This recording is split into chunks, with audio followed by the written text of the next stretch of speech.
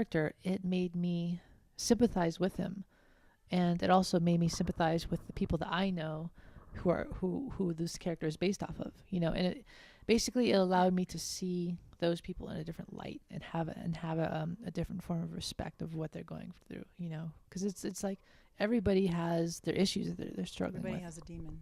Exactly. Yeah, and I appreciate that too, because I mean I come from a family that alcoholism in the native population is, it's something that we don't want to focus on.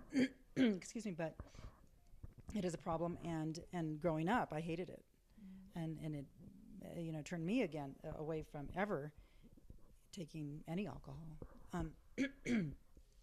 And so, but looking at my relatives now, there is a ton of sympathy for them, and love, because it's hard what they go through, and the reasons why they go through it. So I think this acceptance and this I don't know, finding love for people, I think is important. And I did sympathize with the characters, all of them. Yeah. They were all struggling. Yeah. So what do you? Oh, I was going to tell you about this too, because my dear friends, I grew up with the Red Clouds, and they were Oglala Sioux in California, and they were on the reservation in Pine Ridge, and they went to go live with their grandmother in San Jose, California. And then we grew up together, and we were going to, I talked to them because we were going to do a documentary about a year and a half ago. I have a friend, Robin Friday, who's an Academy nominee. She did the Barber of Birmingham. And we spoke together. We were going to do this project. And the saddest thing happened. Pam, Red Cloud, she's at Pine Ridge at this time. We're talking to, rest of the Red Clouds and other people. They weren't having it. And so just last year, and so we were going to still try to go forth with it, but last year Pam died.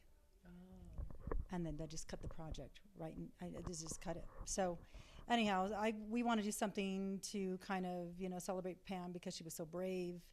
Of all the Red Clouds, she was always, there for everyone. And anyhow, so I thought I'd just mention that real quick. I'm sorry to hear that. Yeah. So what do you want? I mean, because again, going back, these are struggling characters, and you did a beautiful job, Sydney, portraying that, and they acted it all well. And so as far as like a message from the movie, what do you want people to take from this? Well, I would say, for me, it was sort of important to like not have an agenda. Okay. Going into especially with the script, it was like, I tried to not have an agenda. It was important for me to not use this film as like a soapbox, Okay. And so. Which do you find people can do sometimes? Oh, absolutely. Yeah. Oh, yeah. And it makes it annoying. Yeah. It And because it's like people feel like, if you get on a soapbox and you shout at somebody, you can get their attention, but then the key is to be able to sustain that attention. It's not gonna last. Yeah. And for me, the only way I know how to do that is to try to tell a good story. Okay. And so if I would say with the film, I wasn't trying to like solve any problems. I was just trying to like hopefully create a dialogue or create a discussion. So I think it has created a discussion, right? Because of the three characters and the transgender. Yeah. Hopefully. So, if audiences can take away something from it, I would hope that it would be that they're still talking about the film, the day after. So I was in the audience, and I like to listen to see what's happening, right? Because I know what I'm feeling. Yeah. And several times I've cried. I cried in the movie, not just once, a couple of times. And then I could hear the same thing. Everybody, was really touched by it. So thank you so much again. I hope it was a good cry. It was a good cry. It was good. It was, for me, it was like I understood that world. And at the same time, you understood the struggles. And just, it was just moving. It was, but I like at the end, it's hope. There's hope. So yeah, a beautiful screen. So what's next for Sydney? Well, I have another feature that I'm working on, as well as a TV pilot with a writing partner. Can you tell or say anything about what it's about?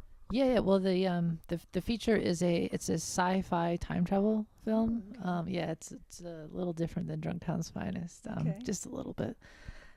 But yeah, I'm looking forward to doing that. And then the TV pilot is I'm working on that with a writing partner, Stephen Judd. Out of Los Angeles. Yeah, well, he's out of Oklahoma, Okay. but we're sort of we're working on that, and that's a little more of a it's basically kind of an ensemble piece. Takes place in a small midwestern town. And you live in Los Angeles now. Yeah, that's correct. Yes. Do you like it? Do you like living in LA? LA is interesting. Okay. Yeah, it's interesting. Well, thank you so much, Sydney. I appreciate it. Again, Drunktown's Finest. Look for it. Hopefully, get some distribution here before long. And wonderful, wonderful piece. Thank you so much for putting all your efforts into that. So Thank you for having me. yes, thank you. And again, watch us on the YouTube channel, Utah Technology Magazine channel, and download the app as well, our magazine app, at the App Store and newsstands. Thank you so much, and we'll talk to you soon.